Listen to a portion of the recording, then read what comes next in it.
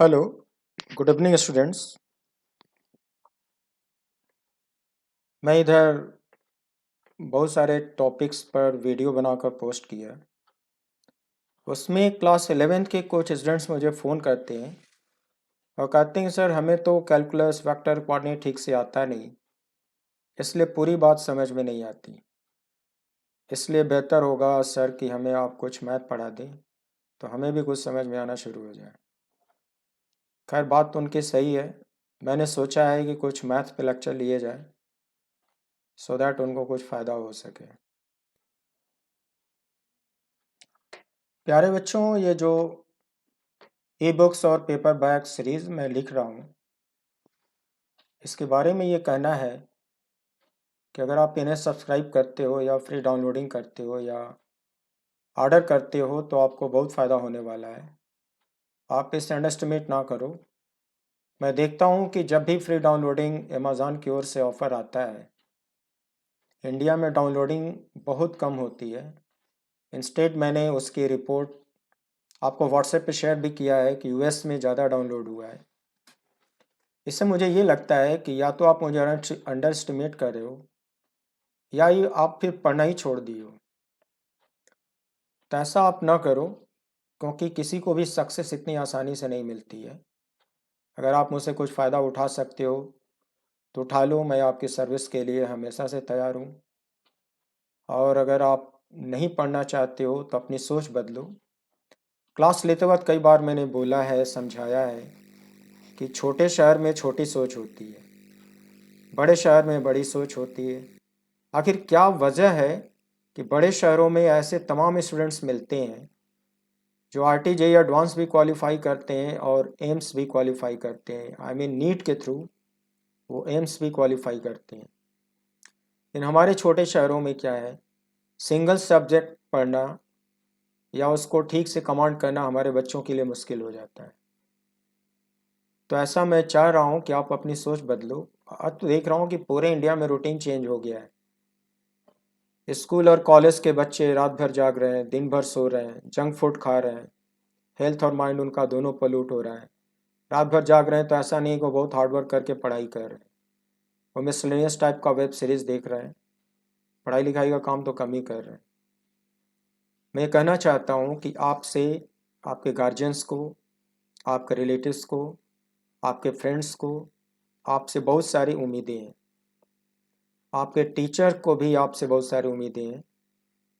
इसलिए मैं चाहता हूँ कि आप अपनी सोच बदलो, हार्ड वर्क करो और मुझसे जितना फ़ायदा उठा सकते हो उठा लो। मैंने रेगुलर क्लास लेना तो छोड़ दिया है, लेकिन मैं ऐसे छोटे छोटे वीडियो लेक्चर्स बना बना कर आपकी सर्विस करता रहूँगा। वैसे मेरी सीरीज़ आपको हेल्प करेगी। कुछ बच्चों को लगता है कि सर तो अपने सीरीज़ केवल सेल करना चाहते हैं, ऐसा नहीं है। जिन बच्चों के पास बजट नहीं है, आप देखते होगे कि मेरी कोई भी अगर बुक पब्लिश होती है तो महीने में एक दिन, 5 दिन का, एक बार 5 डेज़ का फ्री सेल ऑफ़र होता है। ऐसे अमेज़ॉन की पॉलिसी है कि मैं हमेशा जब चाहूँ तब फ्री सेल ऑफ़र नहीं कर सकता हूँ। अमेज़ॉन वाले डिसाइड करते हैं कि कब फ्री सेल और किस बुक की लगानी है।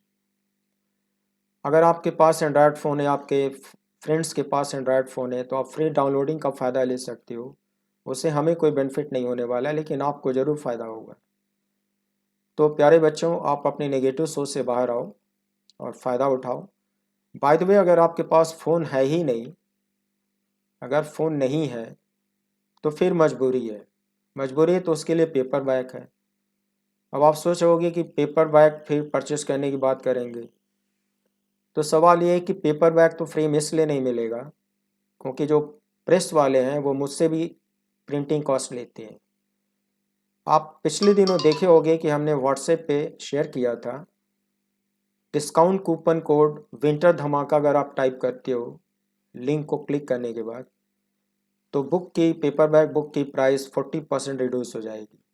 दरअसल वो 40% उसमें से कुछ शेयर वो लोग मुझे देते हैं। आपके फ़ायदे के लिए मैंने अपना शेयर 0 कर दिया है, लेकिन 40% रिड्यूस होने के बाद जो कुछ भी आता है वो प्रिंटिंग कॉस्ट है, वो आपको तो पब्लिशर को देना पड़ेगा, प्रेस वाले को। लेकिन अब सवाल ये है कि पेपर बैक आप सोचोगे कि इन तो चैप्टर वाइज लिखते हैं तो कॉस्टली कैसे हो गया। दरअसल मैंने जब मैं वीडियो में दिखाता हूँ अपने बुक्स तो आप देखते होगे कि पेपर उसका 8 पेपर है और जो डायग्राम बने हैं जो बुक्स लिखी गई है वो बिल्कुल कलरफुल है। तो कलरफुल प्रिंटिंग और 100 जीएसएम का प्लास्टिक कोटेड आर्ट पेपर उसकी प्रिंटिंग कॉस्ट ज़्यादा आती है, इसलिए वो कॉस्टली है। मेरा ये मानना है कि फिजिक्स को डायग्राम की बदौलत, कलरफुल डायग्राम की बदौलत बहुत अच्छे से बच्चों को समझाया जा सकता है। इसलिए फिजिक्स, साइंस और टेक्नोलॉजी के बुक्स कलरफुल होनी चाहिए। अब इंडिया में क्या है कि पेइंग कैपेसिटी की कमी है, इसलिए जनरली साइंस और टेक्नोलॉजी और जो भी किताबें आप हर क्लासेस में पढ़ते हो ब्लैक एंड वाइट प्रिंट होती है, लेकिन वो उतना इफेक्टिव होता नहीं है, ऐसा मैं सोच रहा हूँ। तो मैं किसी तरह से आपको डिस्काउंट कूपन कोड देकर उसकी प्राइस रिड्यूस करने का ऑफ़र करता हूँ और आप उसका फ़ायदा उठा सकते हो। फिर मैं आपको ये बताना चाहता हूँ कि कुछ मेरे से ये क्वेश्चन पूछे जाते हैं कि सर जेईई एडवांस क्वालिफाई करने के लिए कितने आवर्स पढ़ने चाहिए। तो मैं आपको ये बताना चाहता हूँ कि इसका कोई हार्ड एंड फास्ट रूल नहीं है। वो डिपेंड करता है कि आपका बेसिक्स कितना वीक है या कितना स्ट्रांग है। अगर आपको लगता है कि मिडिल स्कूल लेवल का बेसिक्स आपका क्लियर नहीं है तो आप पहले मिडिल स्कूल की बुक्स फॉलो करो, हो सके तो उसके कुछ न्यूमेरिकल्स भी अटेम्प्ट करो। और अगर आपको लगता है कि 9th और 10th के बेसिक्स आपके क्लियर नहीं है तो आप 9th और 10th की जो बुक्स है उसको फॉलो करो, कुछ न्यूमेरिकल्स की प्रैक्टिस करो। 11th और 12th अगर आपको वीक लगता है 11th 12th की बुक्स फॉलो करो, उसके भी न्यूमेरिकल्स प्रैक्टिस करो। ऑब्वियसली जब इतना सारा कुछ आप अपडेट करोगे तो 2-3 घंटे की पढ़ाई में तो काम नहीं होगा, आपको काम तो करना ही पड़ेगा। मैं कुछ और बातें आपको बताना चाहता हूँ। जब भी जेईई एडवांस का रिजल्ट आता है तो बहुत सारे good rankers, India toppers media में इंटरव्यू देते हुए आपको सुनाई देते हैं। कोई कहता है कि मैं क्लास 6 से 3 आवर्स पर डे पढ़ता था, कोई कहता है कि क्लास 9 से मैं 6 आवर्स पर डे पढ़ता था, कोई कहता है कि मैं क्लास 11 से 8 आवर्स डेली पढ़ता था। दरअसल ये जो 8 आवर्स, 6 आवर्स, 3 आवर्स, इन सब बातों की बहुत वैल्यू नहीं है। जैसा मैं थोड़ी देर पहले बोला कि स्टडी आवर्स डिपेंड करता है कि आपको कितना वर्क करना है अपने कॉन्सेप्ट को अपडेट करने में। अगर आप हमेशा से जीनियस और परफॉर्मर रहे हो तो आपके बेसिक्स बहुत क्लियर होंगे। तो आप क्या है कि 11th-12th में 4-5 आवर्स स्टडी और प्रैक्टिस करके अच्छी रैंक ला सकते हो। तो ये सब आपको डिसाइड करना है कि स्टडी आवर्स कितने होने चाहिए, इसका कोई फिक्स फार्मूला नहीं है। फिर मैं आपको कुछ बातें बताना चाहता हूँ कि सक्सेस मिलना टफ होता है। मैं थोड़ा अपने बारे में बताना चाहता हूँ कि क्लास 10 तक मैं एक अच्छा बच्चा था और अच्छा परफॉर्म किया, लेकिन 11th-12th में मेरा भी डाउनफॉल हुआ। मैं थोड़ा सा मिसगाइड हो गया, कुछ गलत दोस्तों के साथ घूमने फिरने लगा, मेरा काफ़ी डाउनफॉल हुआ, इसलिए मैं फर्स्ट अटेम्प्ट में क्वालिफाई नहीं कर पाया। फिर मैंने इलाहाबाद यूनिवर्सिटी में बीएससी ज्वाइन किया। बीएससी ज्वाइन करने के बाद मुझे फ़ायदा ये हुआ कि वेक्टर कैलकुलस कोऑर्डिनेट को फिज़िक्स में कैसे इस्तेमाल करते हैं ये बात मुझे समझ में आ गई। लेकिन मैं प्रिपेयर्ड नहीं था एग्ज़ाम देने के लिए। मैं बीएससी फिर नेक्स्ट ईयर मैंने लोकल कोचिंग ज्वाइन करी और मैं समझ चुका था अपने वीकनेसेस को। तो लोकल कोचिंग ज्वाइन करने के बाद मैं 14 आवर्स पर डे रूम पे प्रैक्टिस करना शुरू किया और मेरी कोचिंग आवर्स 2.5 आवर्स, 2.5 घंटे के हुआ करते थे। आई मीन 16.5 आवर्स मैं पढ़ता था। 9.5 मंथ, 9.5 महीने तक ये सिलसिला जारी रहा और सारी वीकनेसेस को दूर करते हुए, काफ़ी प्रैक्टिस करते हुए, बीएससी की लेवल की किताबों को पढ़ते हुए मैं आरटी जेईई क्वालिफाई किया। मेरी all India rank 1374 I mean 1374 आई थी, बहुत बुरी रैंक नहीं होती। फिर मुझको RTBHU में एडमिशन मिला, मैंने सिविल ब्रांच में एडमिशन लिया। मुझको सिविल से ऊपर वाली भी ब्रांचेज मिल रही थी, लेकिन मैंने सिविल प्रीफर किया क्योंकि मुझको सिविल इंजीनियर बनना था, ये प्री डिसाइडेड था। मैंने वहाँ भी सिंसियरली वर्क किया, मेरे को इंजीनियरिंग समझ में आती है और आई है, और आज मैं एक सिविल इंजीनियर भी हूँ। शायद बहुत कम लोगों को पता होगा कि मैं बिल्डिंग कंस्ट्रक्शन, डिज़ाइन और सुपरविज़न का काम भी करता हूँ। अब जब से मैंने क्लास बंद करे हैं तब से मैं फील्ड में ज़्यादा रहने लगा हूँ।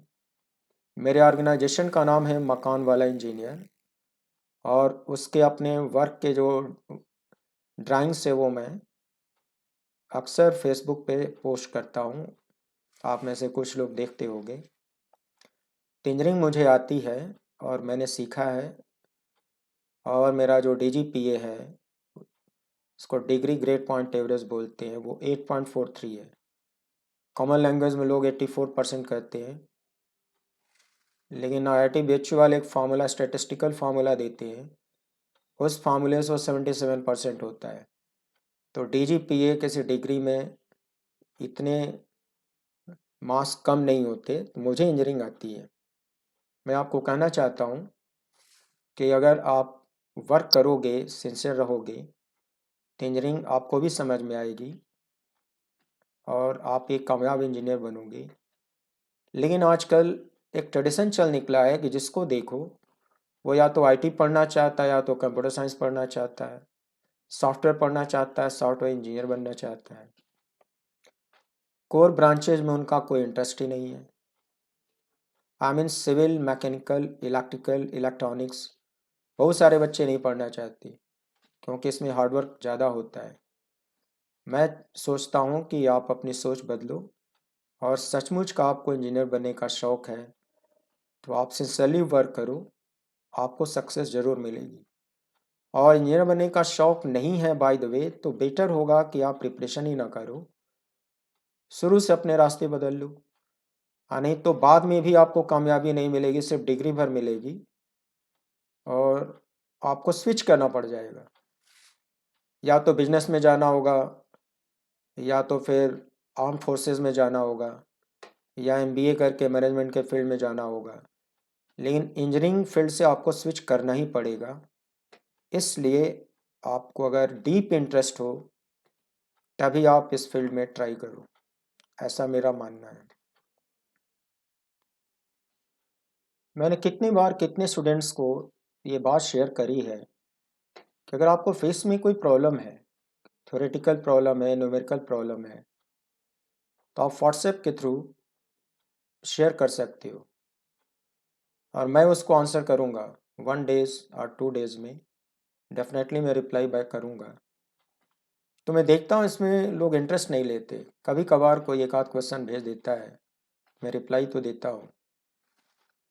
और फिर एक बार ऐसा हुआ कि पिछले साल जो नीट होने वाला था, उससे 2 दिन पहले एक गर्ल स्टूडेंट ने 25 न्यूमेरिकल मेरे को एक ही दिन में भेज दिए। मेरे लिए भी डिफ़िकल्ट है, मैं कि अब सारा काम छोड़कर सिर्फ आपके 25-30 क्वेश्चन एक दिन में सॉल्व करने बैठूं और आपको रिप्लाई बैक करूं। तो ऐसा भी नहीं होना चाहिए, आप कंटिन्यूस वर्क करो, हर दिन पढ़ो, हर दिन कुछ ना कुछ एक दो क्वेश्चन अगर आपको परेशान कर रहे हैं तो आप मुझे शेयर करते रहो, मैं रिप्लाई करता रहूँगा। मुझे फिजिक्स पढ़ना पढ़ाना अच्छा लगता है, मैं आपसे जुड़े रहना चाहता हूँ, इसीलिए मैं इस सीरीज़ को लिखने के लिए इतना बड़ा हिम्मत किया है कि मैं इसको पूरा करूँ। अभी मैं 4 चैप्टर ही लिख पाया हूँ, लेकिन वो 4 चैप्टर बहुत जानदार हैं, पहले मेरी आप किताबें पढ़ के तो देखो। मैं उसमें जो गलतियाँ पकड़ता हूँ उसको तुरंत 1 हफ्ते में 10 दिन में एडिट भी कर देता हूँ और नया एडिशन मेरी पब्लिश हो जाती है। तो कंटिन्यूस एफर्ट में डाल रहा हूँ सो दैट आप मुझसे फ़ायदा उठा सको, और आप मुझे अंडर एस्टिमेट ना करो। आपको लगता है कि डॉक्टर एस सी वर्मा और DC पांडे की किताबें बहुत अच्छी है, शुक्ला सर क्या लिखा है, मेरा भी 30 ईयर्स का एक्सपीरियंस हो गया है, मैं कोई नौसिखिया नहीं हूँ। और फिर मैं कहना चाहता हूँ कि doctor S C Verma BSc MSc PhD है। एक BSc MSc स्कॉलर्स जो होते हैं उनका अप्रोच ऑफ ऑथरिंग अलग होता है। लेकिन जो बीटेक एमटेक टेक्नोक्रेट्स होते हैं उनका ऑथरिंग अप्रोच बिल्कुल अलग होता है। फ़र्क क्या होता है? हमारा एक्सप्रेशन अच्छा होता है, मेरा ड्राइंग वर्क बहुत अच्छा होगा, ड्राइंग की क्वालिटी बहुत अच्छी होगी, और फिजिक्स को डायग्राम की बदौलत बहुत अच्छे से एक्सप्लेन किया जा सकता है, और कलरफुल डायग्राम हो तब तो और भी जानदार तरीके से रिप्रेजेंट किया जा सकता है। और मैं अपने वीडियो में ये बात आपको रियलाइज़ कराने की कोशिश करता हूँ जब भी मैं कोई लेक्चर डिलीवर करता हूँ। तो ब्लैक एंड वाइट लिखी हुई जो किताबें हैं उतनी हेल्प नहीं करेंगी। और मैंने क्या है कि ये जो कंपटीशन्स हैं उनके व्यू पॉइंट से बुक लिखी है। इन कंपटीशन्स का जो अप्रोच है, जो सिलेबस है, जो कंटेंट है, उसको कवर करते हुए न्यूमेरिकल एग्जाम्पल्स बनाते हुए मैंने उसको बनाने की कोशिश करी है। तो वो मेरी जो किताबें हैं डॉक्टर एस वर्मा से कम नहीं होंगी, आप एक बार पढ़ के देखो। मैंने सारी कमियों को पूरा करने की कोशिश करी है। मेरा बैड लक है कि मेरे टैलेंट को थोड़ा लोग लेट से पहचानते हैं। मैं आपको थोड़ा ये बताना चाहता हूँ, मैं अपने करियर की शुरुआत झूंसी से किया था। तो 6 ईयर्स तक मैंने स्ट्रगल किया, लेकिन मैं वहाँ पे बच्चों को इरोडो लेवल से पढ़ाता था शुरू से। झूंसी के बच्चे मुझसे नहीं पढ़ते थे। उनको लगता था अगर ये रियल के आर्टियन होते और ये बहुत टैलेंटेड होते तो झूंसी जैसे गांव में क्यों पढ़ाते। उन्होंने अंडर एस्टिमेट किया, कोई माइंड नहीं किया। मैं अपना काम करता रहा लेकिन मैं कामयाब नहीं हुआ। लेकिन 5-6 सालों में मेरी इतनी कुछ अच्छे बच्चों में रेपुटेशन बन गई थी कि कुछ शहर के बच्चों को पता चला, तो शहर से 10-12 बच्चे मेरे यहाँ पढ़ने आने शुरू हो गए। उन बच्चों को मैं रोडो लेवल से पढ़ाता था। उन्होंने मेरे टैलेंट को पहचाना और मुझे ऑफ़र किया कि सर आप में वो क्वालिटी है जो शहर में किसी में नहीं है। बड़े बूढ़े प्रोफेसर पढ़ाते हैं मगर वो बेसिक का केवल थ्योरी पढ़ाते हैं, आरटी का न्यूमेरिकल तो करा ही नहीं पाते, एबिलिटी नहीं है। ज़्यादातर उन लोगों का जो लेवल है या तो रूरकी इंजीनियरिंग है या तो यूपीटीयू है। बच्चों के सजेशन से मैं 7वें साल में सिग्मा फीस सेंटर लॉन्च किया। उसके बाद से क्या हुआ, उसके बाद से बड़ी बड़ी कोचिंग से बच्चे फ़ी रिफ़ंड लेकर मेरे यहाँ आने लगे और 3 महीने में मेरी कोचिंग फुल हो गई और मैं हिट हो गया। वही मैं कह रहा हूँ कि अभी आप मुझे अंडर एस्टिमेट कर रहे हो, लेकिन 2 साल के बाद अगर मैं ज़िंदा रहा तो मैं आपको दिखाऊंगा कि मेरी किताबों में कितना दम है और मेरा क्या चल रहा है। मैं काफ़ी वर्क कर रहा हूँ उसकी क्वालिटी मेंटेन करने के लिए, कंटिन्यूस एफर्ट डाल रहा हूँ उसको इम्प्रूव करने के लिए, उसकी कमियों को पहचानने के लिए मैं काफ़ी मेहनत कर रहा हूँ। अब जैसे कि फ्री डाउनलोडिंग का भी ऑफ़र दिया जाता है, तो मैं देखता हूँ कि आप लोगों का रिस्पांस बहुत पुअर है। अभी आज ही मैंने शेयर किया है कि 45+ में डाउनलोडिंग यूनाइटेड स्टेट्स में हुआ है और सिंपली 15+ में इंडिया में डाउनलोड हुआ है। ब्राज़ील में 5 किताबें डाउनलोड हुई। इसका मतलब डेफिनेटली आप मुझे वैल्यू नहीं दे रहे हो और अंडर एस्टिमेट कर रहे हो। आई होप अपनी सोच बदलो और मुझसे फ़ायदा उठाने की कोशिश करो। जो आपके पर्सनल डाउट्स हैं, पर्सनल क्वेश्चन हैं, मुझसे शेयर करो, मैं आंसर करूँगा, सपोर्ट करूँगा और मैं चाहूँगा कि आप अपनी लाइफ में कामयाब हो जाओ। आप अपने रूटीन को चेंज करो। रात भर जागना, दिन भर सोना ये अच्छी बात नहीं है। कुछ लोग ऐसे ही चल रहे हैं। आपके पेरेंट्स, आपके गार्जियंस, आपके रिलेटिव्स, आपके फ्रेंड्स, ये सोसाइटी सभी ने आपसे बहुत उम्मीदें लगा रखी हैं और आई होप आप मेरी बातों को सीरियसनेस को समझोगे और अकॉर्डिंगली वर्क करोगे, किसी को किसी शिकायत का मौका नहीं दोगे। गुड डे बच्चों and best of luck for your coming exams. I hope आप बहुत अच्छा करोगे। Again best of luck.